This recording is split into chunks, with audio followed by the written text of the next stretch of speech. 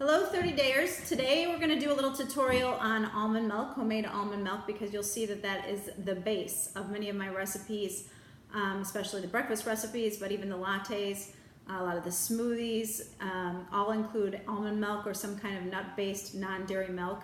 If you're allergic to nuts, you can also do coconut milk, you can do hemp seed milk, but we do try and stick away from dairy. 70% of the US population has a reaction to dairy or some sensitivity. That is because of three things.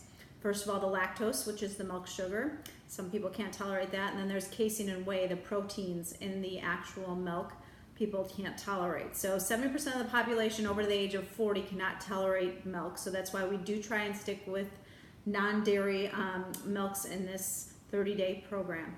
So today I'm just going to show you how easy it is to make your own almond milk. Yes, you can buy it in a store.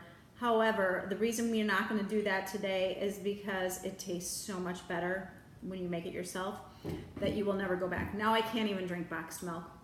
And it also has typically fillers in it such as carrageenan to make it shelf stable.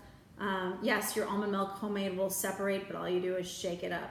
It'll last about 3 or 4 days in the fridge. If you're gonna, if you're afraid it's gonna go bad on you, you can easily freeze it so you don't waste it and use it in smoothies later on. But definitely worthwhile making your own when you're buying. Also, it usually includes about 2% almonds. If you're making your own, you're getting all of the bioavailable calcium and vitamins and minerals in the almonds themselves. So super easy to make. The first thing you're gonna do is soak your nuts. And yes, I do say nuts a lot. People that have seen me do these kind of videos before, it's kind of the fun of making your own almond milk. Just some raw organic almonds. I'm going to use 2 cups. These have been soaking overnight in the fridge of the raw organic almonds. And then I have 8 cups of filtered water here. So the ratio with most nut and seed milks is about 1 to 4. Since I go through it pretty quick, I double the recipe every time I make it. And I do the 2 cups of soaked almonds to the 8 cups of water. So that's really all you need is water and almonds to make almond milk. I typically do flavor mine up a little bit. Definitely add some cinnamon, Ceylon cinnamon, great for blood sugar stabilization. If you do want to make it a little sweeter, I do recommend adding a couple of dates. I don't always do this because I don't want to add a lot of sugar to my drinks. However, it does make it delicious, so it's up to you. That is a good option. But don't add the dates or cinnamon until after you've got the nut milk pulp, and if you want to dehydrate it, making it into flour. That's just another tip I'll talk about later. But those are 2 options. You can also make chocolate milk, add cacao powder. You can make strawberry milk, adding strawberries. There's so many different variations. You can change up your nuts, you can change up your added flavors and come up with numerous combinations. But again, once you've had it, you'll never go back to buying it. It's super simple. And here we go. So we've got our 2 cups of almonds, and we're gonna dump those into the Vitamix. They've expanded a bit since they've been soaking overnight. And then I'm gonna add in my water.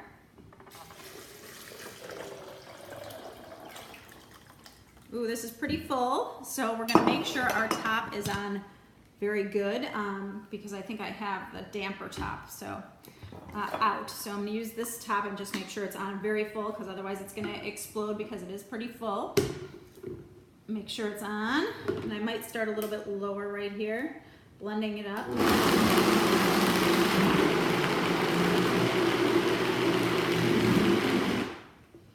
Blend it a little more.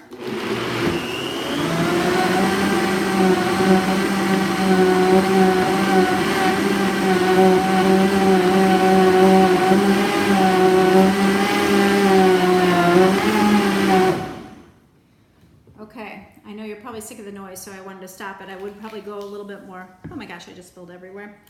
Anyway, but what you're gonna do next is ignore my spill, and we're gonna take this and put it through a nut milk sack. So you have 2 options. I have the fine mesh sieve or the cotton.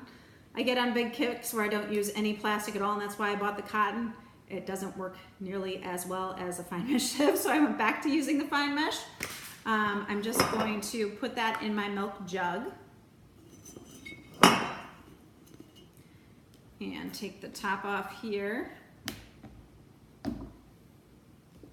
and carefully pour it in.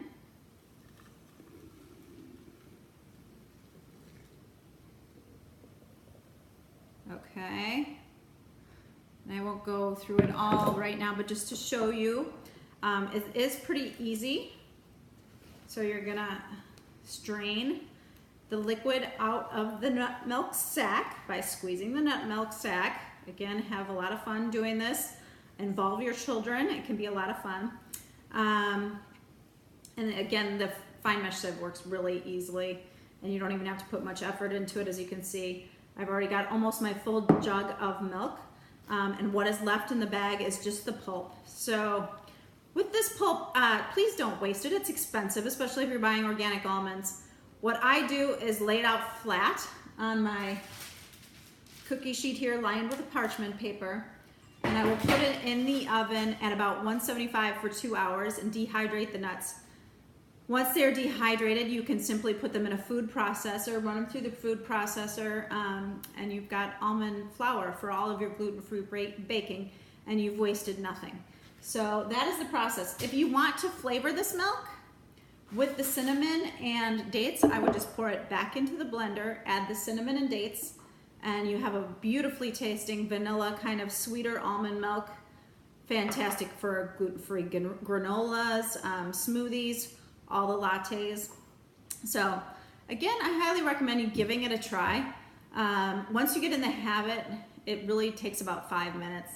And then you have enough flour for gluten-free baking. And again, the flavor is so rich and creamy that you will never want to go back. So I hope you take this to heart, give it a try. Let me know if you have any questions or concerns. Look forward to talking to you next time. Bye.